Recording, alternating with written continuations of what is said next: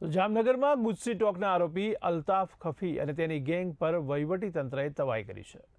શહેરના ટીટોડીવાડી અને બંગલાવાડી વિસ્તારમાં આવેલા આશરે 12,000 ચોરસ ફૂટમાં ફેલાયેલા તેના ગેરકાયદેસર ફાર્મ હાઉસને જમીનદોસ્ત કરવામાં આવ્યું. તો સરકારી જમીન પર ગેરકાયદેસર દબાણ કરવામાં આવ્યું હતું. ત્યારે પ્રાથમિક તપાસમાં આ દબાણ અલ્તાફ ખફી અને તેના ગેંગના સાગરીતો દ્વારા કરાયું હોવાનું સામે આવ્યું છે. જોકે ડિમોલિશન દરમિયાન કોઈ અનિચ્છનીય બનાવ ન બને તે માટે સિટી એ ડિવિઝન પોલીસ દ્વારા ચુસ્ત બંદોબસ્ત પણ ગોઠવવામાં આવ્યો હતો. ડીવાયએસપી જયવીરસિંહ ઝાલાએ આ અંગે માહિતી આપી હતી. તો જામનગરમાં ભૂમાફિયાઓ અને ગુનાહિત તત્વો સામે તંત્રએ કડક કાર્યવાહી શરૂ કરી છે.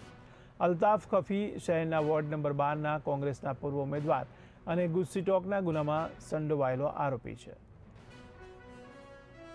જામનગર સિટી એ ડિવિઝન પોલીસ સ્ટેશનના ટીટોડીવાડી બંગલાવાડી વિસ્તારમાં આશરે 12,000 સ્ક્વેર ફૂટથી વધારેનું દબાણ દૂર કરવામાં આવી રહ્યું છે. જે અન્વયે સિટી એ ડિવિઝન પોલીસ સ્ટેશન દ્વારા તકેદારી બંદોબસ્ત રાખવામાં આવેલો છે.